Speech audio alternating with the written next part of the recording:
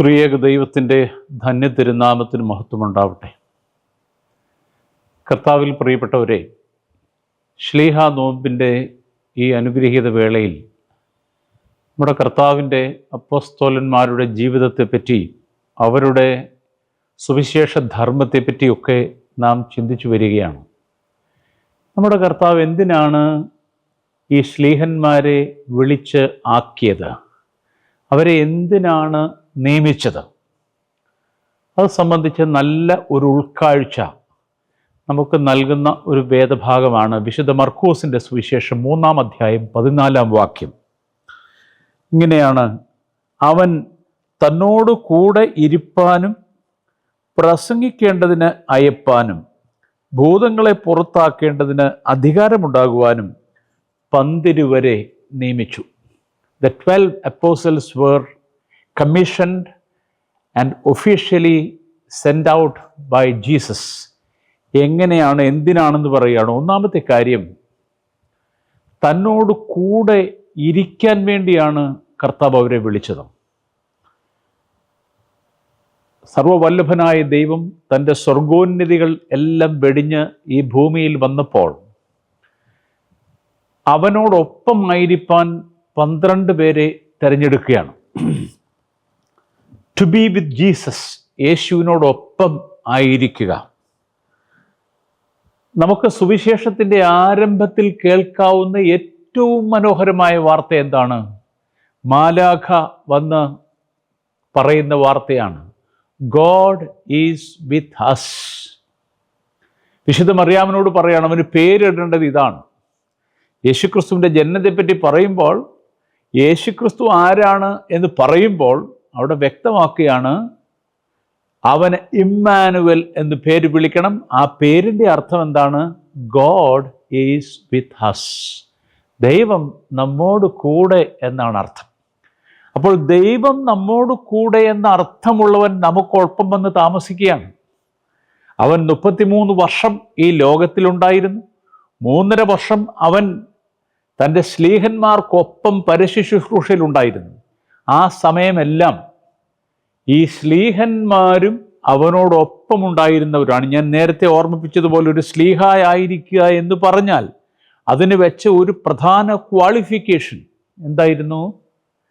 യേശുക്രിസ്തുവിൻ്റെ മാമോദീസ മുതൽ സ്വർഗാരോഹണം വരെ അവനോടൊപ്പം ഉള്ളയാളായിരിക്കണം എന്നുള്ളത്. അതുകൊണ്ട് to be with Jesus is a very vital point in becoming an apostle. ഒരു അപ്പോസ്തോലനാവണമെങ്കിൽ യേശുവിനോടൊപ്പമായിരിക്കുക എന്നുള്ളത് വളരെ പ്രധാനപ്പെട്ട കാര്യമാണ്. അപ്പോൾ ജഡധാരണം ചെയ്ത് ദൈവം ലോകത്തിലേക്ക് വരുമ്പോൾ അവൻ പറയുന്നു, ആ പേരിൻ്റെ അർത്ഥം ഗോഡ് ഈസ് വിത്ത് അസ് എന്നാണ്. എന്നാൽ അവൻ ഇവിടുന്ന് തിരിച്ചു പോകുമ്പോൾ, സ്വർഗാരോഹണം ചെയ്യുമ്പോൾ, ശ്ലീഹന്മാരെ ഒലിവുമരയിൽ വിളിച്ചു കൂട്ടിച്ച് അവസാനം പറഞ്ഞ എന്താണ്? വിശുദ്ധ മത്തായിയുടെ സുവിശേഷത്തിൻ്റെ ഏറ്റവും അവസാനത്തെ വാക്യം, 28-ാം അധ്യായം 20-ാം വാക്യം എന്താണ്? ഞാനോ ലോകാവസാനത്തോളം നിങ്ങളോട് കൂടെ ഉണ്ടായിരിക്കും. This is the assurance that Jesus gives us. യേശുക്രിസ്തു നമുക്ക് വരുന്ന അഷ്വറൻസ് ഇതാണ്, യേശു നമ്മോടൊപ്പം ഉണ്ട് എന്നുള്ളതാണ്. എന്നാൽ നാം ക്രിസ്തുവിനോടൊപ്പം ഉണ്ടോ എന്നുള്ളതാണ് പ്രധാനപ്പെട്ട ചോദ്യം. ശ്ലീഹന്മാരെ വിളിച്ച അതിനാണ്, അവനോടൊപ്പമായിരിക്കാനാണ്.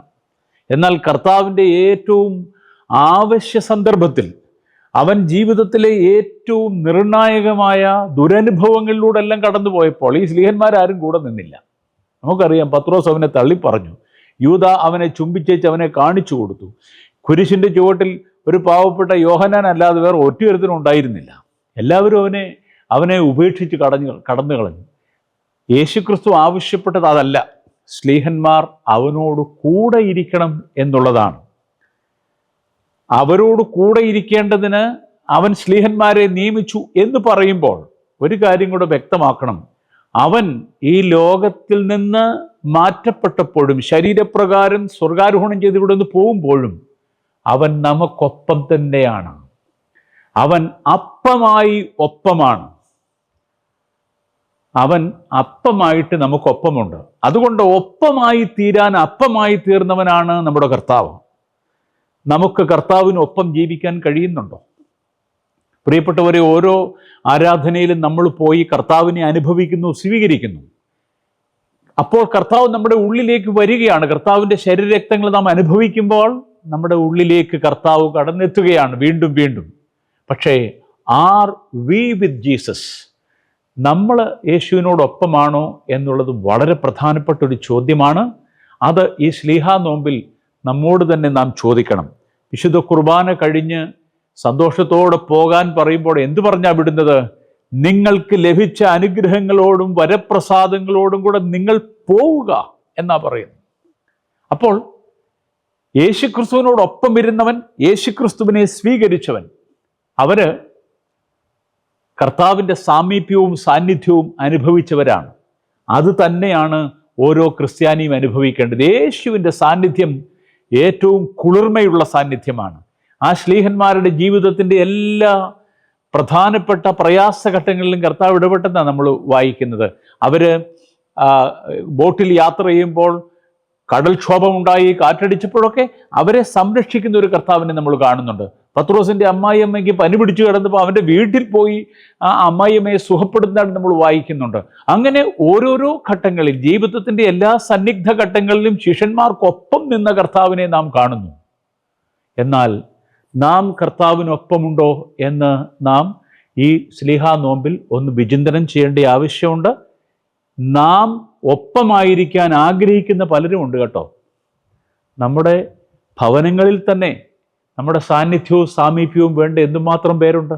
ഇന്ന് നമ്മുടെ കേരളം ഒരു വൃദ്ധസദനമായി എന്നാണ് പറയുന്നത്. നമ്മുടെ പല വീടുകളിലും മാതാപിതാക്കളെ കാണാൻ ആളില്ല, സന്ദർശിക്കാൻ ആളില്ല, അവർക്ക് മരുന്ന് പോലും എടുത്തു കൊടുക്കാൻ ആളില്ല, അവർക്ക് ഒരു രുചികരമായ ഭക്ഷണം എത്തിച്ചു കൊടുക്കാൻ ആളില്ല, സാന്ത്വനത്തിൻ്റെ ഒരു വാക്ക് പറയാൻ ആളില്ല.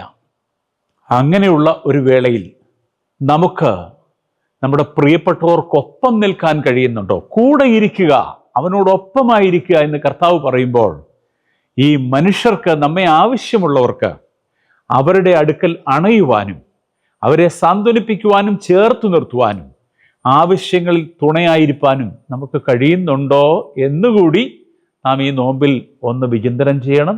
ശ്ലീഹാ നോമ്പ് നോക്കുമ്പോൾ നോമ്പ് നോറ്റങ്ങ് പോവുക മാത്രമല്ല, നമ്മളെ ആവശ്യമുള്ളവരുടെ സന്നിധിയിലേക്ക് നമുക്ക് എത്താൻ കഴിയുന്നുണ്ടോ, നമ്മുടെ സാന്നിധ്യവും സാമീപ്യവും അവർക്ക് കൊടുക്കാൻ കഴിയുന്നുണ്ടോ എന്നുകൂടെ ഒന്ന് വിചിന്തനം ചെയ്യുവാൻ ഈ ധ്യാനചിന്തകളിലൂടെ സാധിക്കട്ടെ എന്ന് പ്രാർത്ഥിച്ചുകൊണ്ട്, ആശംസിച്ചുകൊണ്ട് ഈ വചനങ്ങൾ ഇവിടെ സമാപിക്കുന്നു. ദൈവം അനുഗ്രഹിക്കട്ടെ.